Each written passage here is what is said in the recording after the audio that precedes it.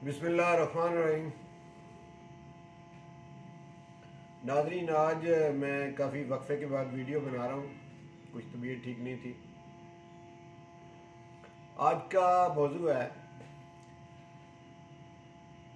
कि रूस की कुछ फ़ौजें जो हैं, कुछ दस्ते उनके कमांडोज़ के दस्ते ख़ास करके वो पाकिस्तान पहुंच गए हैं एक ख़ास किस्म की ट्रेनिंग के लिए। अब 2 हफ्ते की ये ट्रेनिंग होगी पाकिस्तान में, जिसमें कि पाकिस्तान की आर्मी और रशिया की वो आर्मी जो कि कमांडोज हैं और उनकी एक स्पेशल किस्म की फ़ोर्स है, उसका वो हिस्सा है। वो अपनी ट्रेनिंग के लिए वो पाकिस्तान पहुंचे हैं। ख़ास करके पाकिस्तान की जो आर्मी है, इसने दुनिया में दहशत गर्दी के खिलाफ जंग लड़ के अपना लोहा मनवाया है। और इस बात को पूरी दुनिया मानती है कि दहशत गर्दी के साथ जिस तरह से पाकिस्तान की आर्मी ने निपटा है, जिस तरह से पाकिस्तान की आर्मी ने दहशत गर्दों को ठिकाने लगाया है, और दहशत गर्दी की इस जंग में जितने अच्छे रिज़ल्ट पाकिस्तान की फ़ौज ने दिखाए हैं, वो दुनिया में कोई और फ़ौज जो है वो इस तरह के रिज़ल्ट नहीं दिखा सकी, और ना इतने शानदार तरीके से दहशत गर्दों का दुनिया की कोई और फ़ौज जो है वो मुकाबला कर सकी है। तो इस सिलसिले में पाकिस्तान ने अपना लोहा मनवाया, और इस बात की तारीफ जो है वो पाकिस्तान के मौजूदा सदर ट्रंप और जो अब नए आने वाले सदर जो बन रहे हैं, जिनके वोट ट्रंप की निस्बत ज़्यादा समझे जा रहे हैं। अब रिज़ल्ट तो जब आएगा फाइनल उस वक्त ही पता चलेगा, लेकिन अभी जो मीडिया में ज़्यादा आवाज़ें आ रही हैं कि अमेरिका के जो आने वाले सदर हैं वो जो बाइडेन हैं। तो जो बाइडेन जो हैं, ये पहले अमेरिका के नायब सदर भी रहे हैं। इन्होंने भी माजी में पाकिस्तान की फ़ौज को दहशत गर्दी के ख़िलाफ़ जंग लड़ते हुए इन्होंने भी एडमिट किया है कि पाकिस्तान की फ़ौज का कोई और फ़ौज मुकाबला नहीं कर सकती, ख़ास करके ये दहशत गर्दी की जो जंग है इस सिलसिले में। और इसी तरह से साबका सदर अमेरिका के बराक ओबामा, उन्होंने भी एडमिट किया है। तो ये 3 सदूर अमेरिका के जो हैं, ये पाकिस्तान की फ़ौज को मान चुके हैं, इसकी सलाहियतों को मान चुके हैं, ख़ास करके ये दहशत गर्दी के हवाले से। अब रशिया ने भी ये दहशत गर्दी की ट्रेनिंग लेने के लिए ये फैसला किया है कि पाकिस्तान की फ़ौज के साथ मिलकर 2 हफ्ते की मशक़ें की जाएँ और उनसे ये ट्रेनिंग ली जाए कि किस तरीके से उन्होंने दहशत गर्दों के ख़िलाफ़ जो है वो जंग लड़ी और कैसे उन पर काबू पाया और अपना नुकसान कम से कम करके दहशत गर्दों को ठिकाने लगाया। इसी सिलसिले की ये ट्रेनिंग है, और ये मुश्तरका मशक़ें होंगी, पाकिस्तान में होंगी, जिसमें कि रशिया के कमांडो जो पाकिस्तान में आ चुके हैं वो, और पाकिस्तान के कमांडोज और पाकिस्तान के वो फौजी जो इस सिलसिले में ज़्यादा महारत रखते हैं, ये मिल के ये मशक़ें करेंगे। और इस ट्रेनिंग के बाद जब ये फ़ौजी, रशिया के फ़ौजी जो हैं, ये वापस जाएंगे तो फिर ये अपने मुल्क में भी इस ट्रेनिंग का फ़ायदा लेंगे। और इस ट्रेनिंग में ये भी होगा कि आइंदा जब कभी दोनों मुल्कों की अफवाज को दहशत गर्दी के ख़िलाफ़ मिलकर जंग लड़नी पड़े, तो उसमें भी ये दोनों मुल्कों की अफवाज जो हैं, जो इस सिलसिले में जो लोग ट्रेनिंग लेंगे, तो वो मिल के ये जंग लड़ सकते हैं।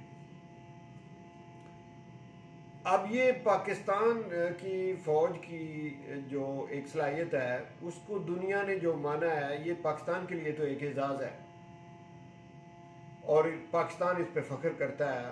पाकिस्तान अपनी फ़ौज जो है उस पर फ़ख्र करता है कि दुनिया ने इसको मान लिया।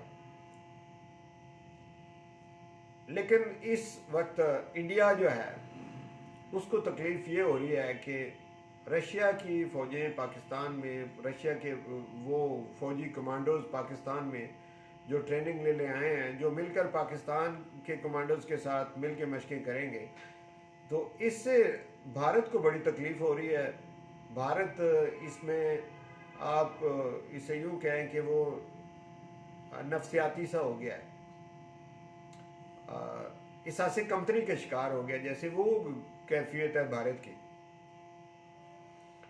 क्योंकि भारत के रशिया के साथ पहले अच्छे ताल्लुकात हुआ करते थे, और भारत ने रशिया से असला भी ख़रीदा है, कई मौक़ों पे ख़रीदा है, और तजारत भी उनकी आपस में अच्छी थी दोनों मुल्कों की। लेकिन ये हुआ कैसे कि रशिया ने रुख पाकिस्तान का कर लिया और भारत को छोड़ दिया? इस सवाल का जवाब कुछ इस तरह से है कि जब भारत ने ज़्यादा इन्हिसार अमेरिका पे किया और भारत ने ये सोचा कि पाकिस्तान के साथ हमारी जब भी जंग होती है तो पाकिस्तान हावी रहता है। भारत के नज़दीक इसकी वजह ये थी कि पाकिस्तान अपना असला अमेरिका से लेता है और हम अपना असला जब भी खरीदते हैं रशिया से खरीदते हैं। अब भारत ने भी अमेरिका की तरफ रुख कर लिया तो रशिया ने इस चीज़ को अच्छा नहीं महसूस किया। कि उसकी वजह एक ये भी है कि अभी हाल ही में भारत का और अमेरिका का एक मुआहदा हुआ है कि जिसमें वो एक दूसरे का जो नेटवर्क है ये इंटेलिजेंस का वो शेयर करेंगे।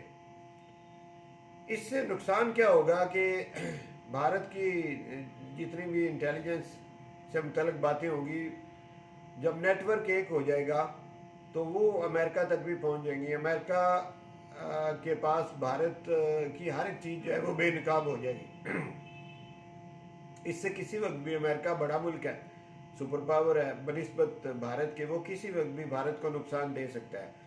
और माजी इस बात की गवाही देता है कि अमेरिका ने किसी भी मुल्क के साथ दोस्ती अच्छे तरीके से नहीं निभाई। वो मफाद परस्त मुल्क है, वो अपना फ़ायदा लेता है और फिर बाद में उसे अलग कर देता है। तो इस सिलसिले में देखा जाए तो इस मुआहदे से भारत को अमेरिका से नुकसान ही पहुंचेगा, जब भी पहुंचे नुकसान पहुंचेगा। और इस बात को रशिया भी अच्छी तरह से समझता है। रशिया को ये पता है कि अगर मैंने अब मज़ीद इसको भारत को कोई अपने फौजी हथियार दिए तो वो अमेरिका तक भी पहुंच सकते हैं और अमेरिका हमारी टेक्नोलॉजी से वाकफियत हासिल कर सकता है। अब जिस तरह से इस वक्त तक जो है अमेरिका के पास तो सबसे जो ताकतवर तैयारे हैं वो हैं F-35 और रूस के पास S-400 है। और रूस ने ये S-400 जो हैं ये तुर्की को दिए हैं, जिससे कि अमेरिका जो है वो इस चीज़ से खौफजदा हो रहा है, तुर्की से भी, और सऊदीया भी उससे खौफजदा हो रहा है कि ये जो S-400 हैं इनकी सलाहियत जो F-35 है उससे भी ज़्यादा है। S-400 जो हैं ये अपना जो इनका जो हदफ होता है जिसको ये टारगेट बनाते हैं, वो जब भी एरिया में दाखिल होता है तो ये डायरेक्शन अपनी उस तरफ खुद कर लेते हैं और इतने फास्ट हैं कि सेकंड में, मिनटों में, सेकंड में ये पहुंच जाते हैं। टारगेट अपना हदफ जो है उसको निशाना बना लेते हैं। तो ये जदीद तरीन किस्म के हैं और ये बहुत ही अच्छे हैं और ये तुर्की को रशिया ने दिए हैं। और अब जब पाकिस्तान के साथ इसकी दोस्ती हो जाएगी, ट्रेनिंग इकट्ठी करेंगे, तो फिर ये तैयारे जो हैं ये पाकिस्तान को भी मिल सकते हैं, जिससे कि रशिया को इसको भारत को एक खौफ ये भी है। तो ये वजह है कि भारत का जो मीडिया है, जब से ये कमांडोज पाकिस्तान में ट्रेनिंग लेने के लिए आए हैं और जब से ये पाकिस्तान में ये मिलके अब ये फ़ौजी मशक़ें करेंगे, तब से भारत की जो हुक्मरान पार्टी है वो तो परेशान है ही, लेकिन साथ में भारत का मीडिया जो है उसको भी बहुत परेशानी लाक हो चुकी है। और अगर आजकल आप खबरें भारत के मीडिया से आप सुने तो वो बहुत परेशान नज़र आते हैं इस सिलसिले में। तो नाज़रीन, ये पाकिस्तान के लिए एक बहुत अच्छी खबर है कि रशिया का पाकिस्तान के करीब होना, एक तो ये फ़ौजी लिहाज से करीब होना और दूसरा ये CPEC में रशिया का शामिल होना, ये भी पाकिस्तान के लिए एक अच्छी खबर है। जबकि ये खबर भी, दूसरी ये खबर CPEC में मिलना भी, ये भारत के लिए ये नुकसानदेह है। तो भारत इस वजह से जो है वो परेशान हो रहा है और भारत का मीडिया भी तड़फ रहा है इसी वजह से। तो ये एक अच्छी खबर थी, तो मैंने सोचा कि अपने नाजरीन तक ये खबर पहुँचाई जाए कि ये पाकिस्तान के लिए आने वाले वक्त के लिए ये बहुत अच्छी खबर है। तो इंशाल्लाह पाकिस्तान दिन ब दिन मजबूत होगा और हमारा जो दुश्मन रवायती दुश्मन जो हमारा पड़ोसी मुल्क भारत है, और ये दिन ब दिन कमज़ोरी की तरफ जा रहा है। और इसके पास इस वक्त अगर देखा जाए तो एक अमेरिका है, और वो भी इसकी सरहदों से दूर मुल्क है। जो इसके आसपास मुल्क हैं वो सारे इसके मुखालिफ हो चुके हैं। बांग्लादेश इससे दूर हो चुका है, और नेपाल, इसी तरह के जो इसके करीबी मुल्क हैं, ईरान, और पाकिस्तान तो खैर पहले ही इसका दुश्मन है, चाइना। तो ये सारे इसके करीबी जो मुल्क हैं वो तो इसके काफ़ी हद तक मुखालिफ हो चुके हैं और इसके हाथों से निकल चुके हैं।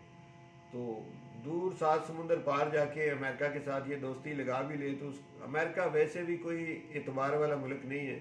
उसने आज तक किसी भी मुल्क के साथ अच्छी दोस्ती तो निभाई नहीं। तो भारत दिन ब दिन मेरी नज़र में तो तनहा होता जा रहा है, अकेला होता जा रहा है और कमज़ोर होता जा रहा है। तो अल्लाह करे उसको ये सोच अल्लाह उसके जहन में डाले कि इन जंगों से निकल के वो अगर पाकिस्तान के साथ दोस्ती का हाथ बढ़ाता है और पाकिस्तान के साथ जो इसके मसले मसाइल हैं, ख़ास करके कश्मीर का मसला, इसको वो टेबल टॉक के ज़रिए से वो हल करने के लिए जहन से अगर तैयार हो जाता है और फिर पाकिस्तान और इंडिया की तजारत खुल जाती है, तो ये इन दोनों ममालिक के लिए बेहतर होगा। लेकिन ये उसी वक्त होगा जब भारत कमज़ोर होगा, और जब जंगी जुनून उसका जो है वो ख़त्म होगा तो तब वो इस तरफ आएगा।